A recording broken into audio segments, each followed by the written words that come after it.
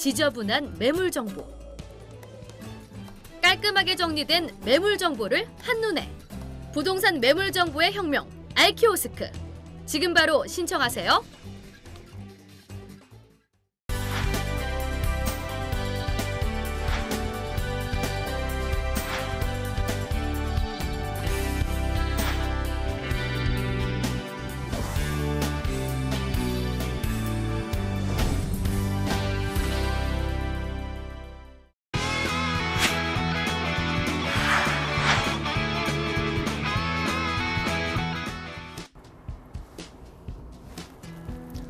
알토마토 TV 시청자 여러분 반갑습니다.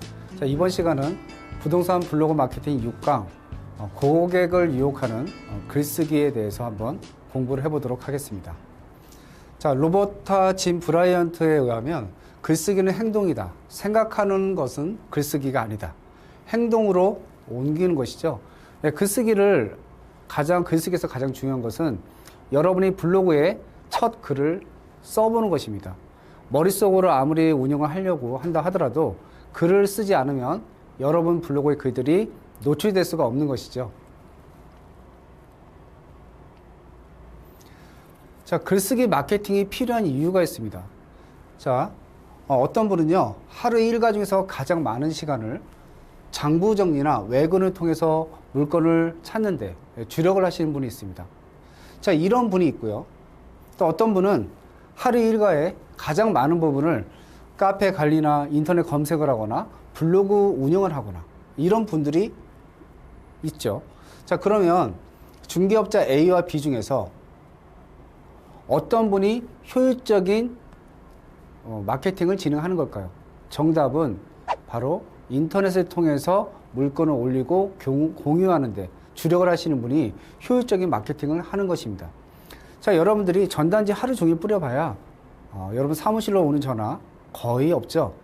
인터넷으로 여러분이 활용을 잘한다면 가만히 앉아서도 수많은 고객들을 여러분의 블로그로 끌어모을 수가 있는 것이죠. 자, 최근 오프라인에서 모바일 쪽으로 완전 시장이 넘어가고 있죠. 예전에는요, 고객이 오프라인에서만 여러분이 잘 했어도 관리만 잘해도 충분히 고객을 계약서까지 쓰도록 유도하는 게 쉬웠죠. 지금은요, 고객이 오지 않는다라는 거죠.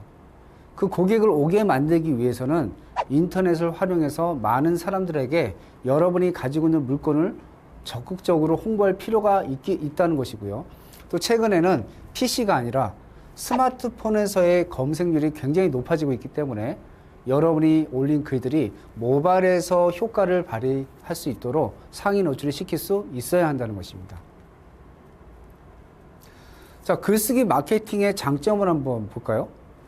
자, 마케팅 홍보로 주로 사용되는 신문, 방송, 모바일, 인터넷 대부분의 채널들은요, 비용이 든다는 거죠. 여러분이 뭐 키워드 광고하려도 비용이 들고, 또 인터넷상에 어떤 기사를 올리려도 돈이 들고, 또 여러분이 홍보 동영상을 만들어서 어떤 뭐 케이블이나 아니면 지상파에 광고를 할 때도 돈이 들죠.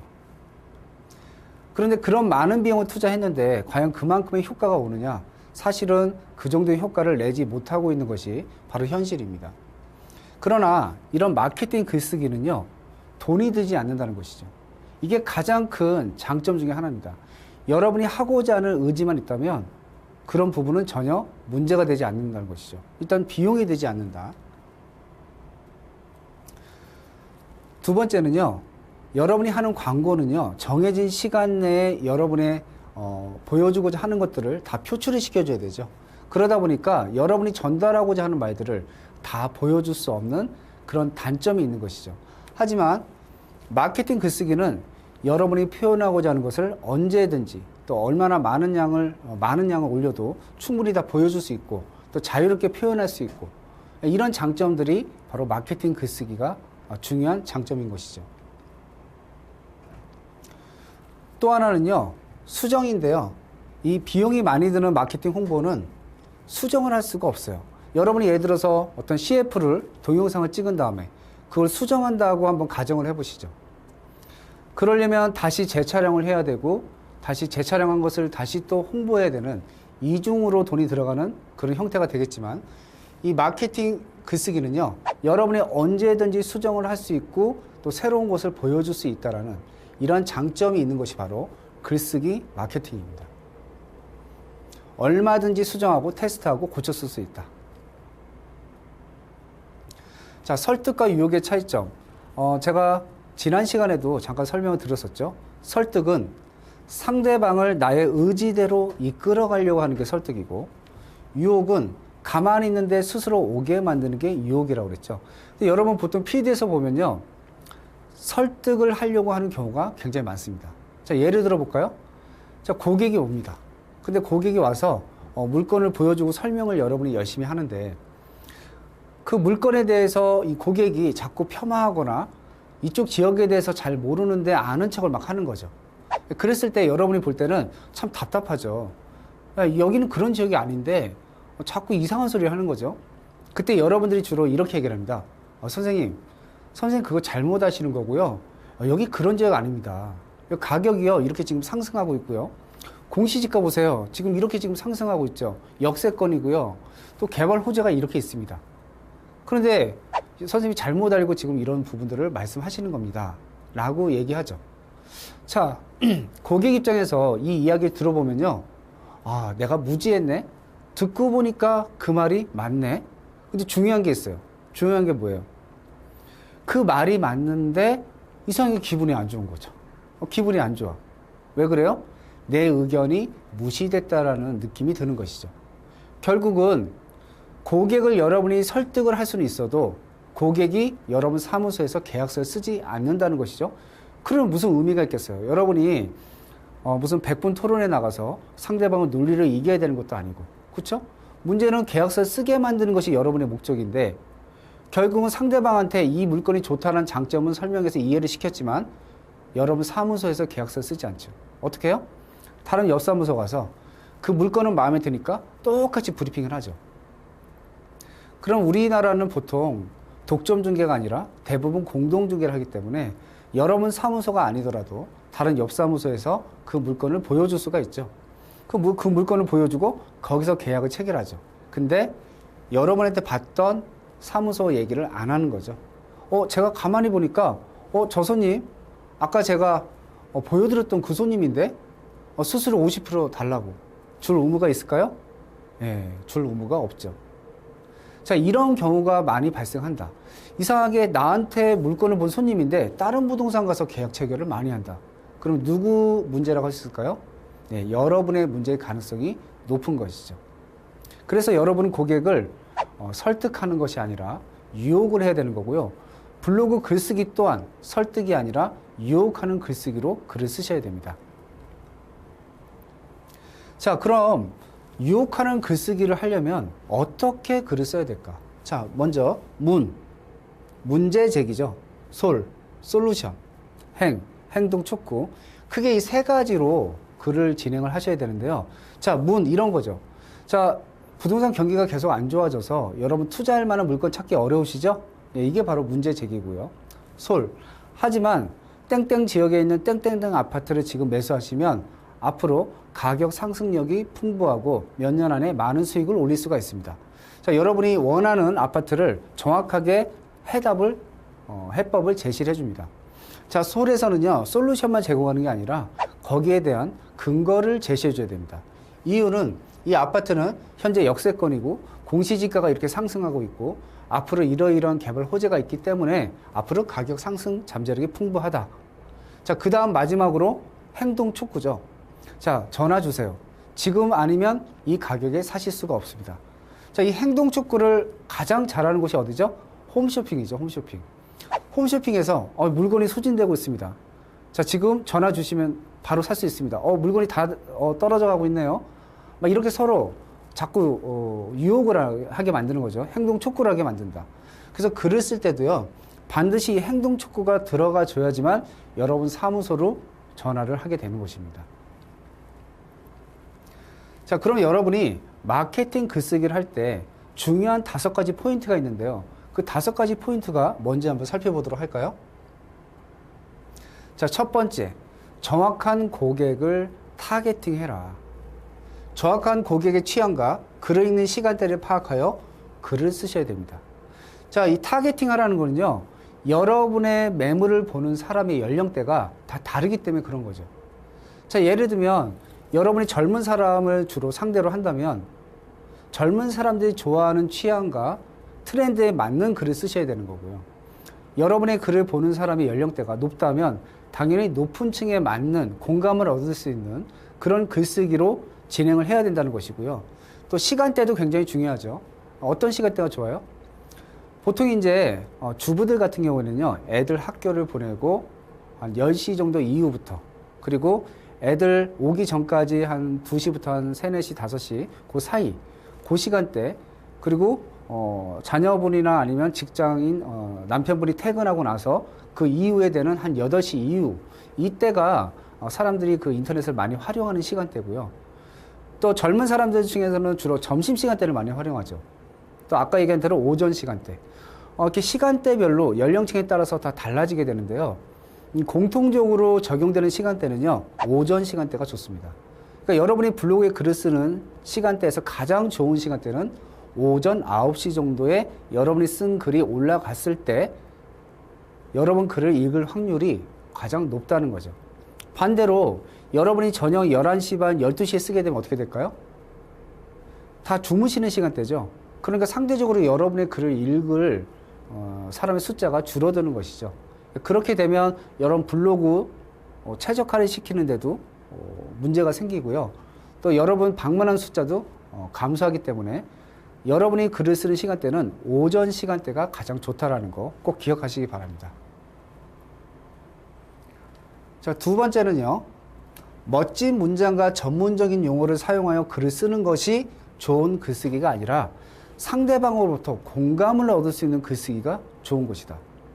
자, 예를 들면 이제 어떤 분들은요, 블로그에 글을 쓸 때, 내가 지식이 해박하다라는 걸 보여주기 위해서 어려운 용어를 쓰거나 또 한자를 쓰거나 전문 용어를 써서 글을 쓰시는 분들이 많습니다. 근데 우리가 이 글을 쓰는 거는요, 논문을 쓰는 게 아니거든요. 이 글을 읽는 사람은요, 다양한 층이 읽게 되고요. 가장 좋은 것은 많은 사람이 여러분의 글을 쉽게 이해할 수 있도록 쓰는 것이 가장 중요하다는 거죠. 그래서 결국은 글을 어렵게 써서 해박한 지식을 보여주는 게 중요한 것이 아니라 그 글을 읽는 사람이 쉽게 이해할 수 있도록 쓰는 것이 중요하다는 거죠. 저희가 이제 보통 대학이나 아니면 강의를 한국공인중개사협회에서 강의를 하다 보면요, 현직 판사도 모셔다 놓고 강의를 하는 경우를 종종 봅니다. 자, 그런데 현직 판사면요, 지식이 굉장히 많으시겠죠. 근데 중요한 거는 사람들이 그 강의를 들어도 전문 용어를 사용하다 보니까 이해를 못 하시는 거예요. 그렇게 이해를 못하는 강의는 사실 수강생들한테 도움이 되지 않는 것이죠. 마찬가지로 여러분의 글을 읽었을 때 가장 중요한 것은 공감이 되게 쓰는 것이다. 쉽고 이해하기 편하도록 쓰는 것이 중요하다는 거 기억하시기 바랍니다. 자, 세 번째는요, 제목에 숫자를 넣어라 이거죠. 숫자는요, 글을 살아 숨쉬게 합니다. 자, 예를 들어 볼까요? 제가 성공할 수밖에 없는 이유, 또 제가 성공할 수밖에 없는 3가지 이유. 어떤 게 좋습니까? 예, 숫자가 있는 것이 좀 땡겨지죠. 반대로 이제 글을 쓸 때도 마찬가지예요. 땡땡땡 아파트 급매매, 이렇게 글을 쓰는 것과 땡땡땡 아파트를 지금 매수해야 되는 3가지 이유, 이렇게 글을 썼을 때 사람들은 숫자가 들어가 있는 글을 클릭할 확률이 높아진다는 거죠. 그래서 이 숫자가 굉장히 중요하고요. 여러분이 이 숫자 중에서도 여러 가지 숫자가 있겠지만 이 3이라는 숫자, 이 3이라는 숫자가 아주 중요합니다. 이 3이라는 숫자는요, 사람을 움직이게 만드는 숫자가 바로 이 3인데요. 자, 예를 들면 여러분이 블로그에 댓글을 달죠. 근데 이거 여러분이 다는 거예요. 여러분이 댓글을 한 3개 정도를 달아준다는 거죠. 자, 이 글을 볼 때요, 덧글이 하나도 없는 글과 덧글이 3개 달린 글은요, 클릭률이 어느 게 높을까요? 당연히 덧글이 3개 달린 글이 클릭률이 높아집니다.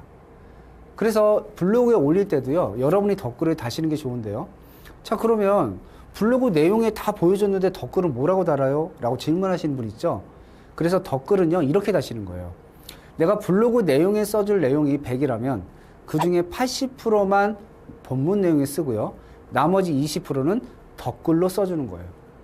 그랬을 때 상대방이 좀 더 여러분 글에 덧글을 달 확률도 높아진다는 것이죠.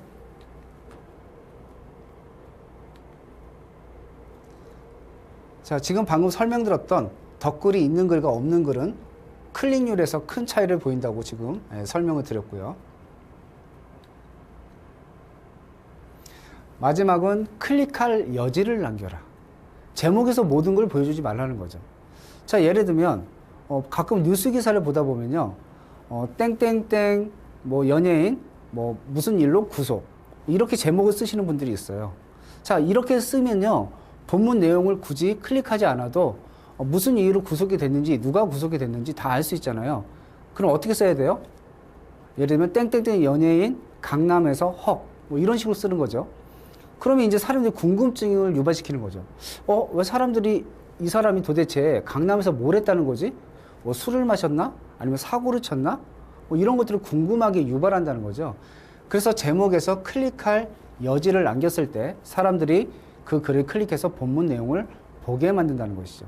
그래서 글을 쓸 때는요, 궁금증을 유발하는 제목으로 모든 것을 제목에 보여주지 말고 본문 내용을 클릭했을 때만 내용을 볼 수 있도록 궁금증을 유발시키는 그런 제목으로 글을 쓰라는 그런 내용입니다. 또 하나는요, 심리적인 타점인데요. 우리가 보통 스윗스팟이라고 얘기를 합니다. 이거는 이제 보통 우리가 운동을 할 때 골프를 치는데 이렇게 골프를 딱 쳤는데요, 별로 힘이 안 들어갔는데 공이 저 멀리 날아가는 거예요. 그 왜 그래요? 타점이 제대로 맞은 거죠. 여러분도 그런 경우 많죠. 뭐 여러분 자녀분들이 말을 안 듣거나 뭐 해가지고 좀 공부 좀 열심히 해. 탁 등짝을 한번 살짝 때린 거예요. 근데 쩍 소리가 나면서 애가 그냥 자지러지는 거예요. 왜 그래요? 나는 살짝 때린 건데 제대로 맞은 거죠. 그게 바로 이제 스윗스팟이라고 얘기하는데, 우리 중개 심리에서도 이 스윗스팟이 필요하다는 거예요. 그게 뭐예요? 바로 심리적인 타점을 얘기하는 거죠. 심리적인 타점이라는 것은 노력을 기울이지 않아도 고객들이 알아서 구매해주는 최적화된 어떤 심리적인 타점을 얘기하는데요. 예를 들면 어떤 임대인분이 굉장히 깐깐하고 바늘로 찔러도 피 한 방울 안 날 것 같은 그런 스타일이에요. 그런데 대부분 이제 공인중개사님들이 그분하고 계약할 때는 너무 힘든 거죠. 까탈스러우니까. 그런데 얘기를 하다 보니까 그 사람과 제가 고향이 같은 거예요. 그때부터 그 사람이 대하는 태도가 틀려진다는 거죠. 왜 그래요? 사전에 공감대가 형성이 되면요, 적군이 아군으로 바뀝니다. 제가 저번 시간에 중개 심리에서 말씀드렸죠. 적군이 아군이 되는 순간, 그때부터는 이제 여러분이 하는 말들이 먹히기 시작하는 거죠. 그래서 바로 이런 것을 심리적인 타점이라고 하는데요. 그래서 여러분들이 항상 상업적인 이야기를 하기 전에 공감대를 먼저 형성하는 것이 여러분 계약을 진행할 때 훨씬 쉽게 수월하게 계약을 이뤄나갈 수 있다는 것이죠.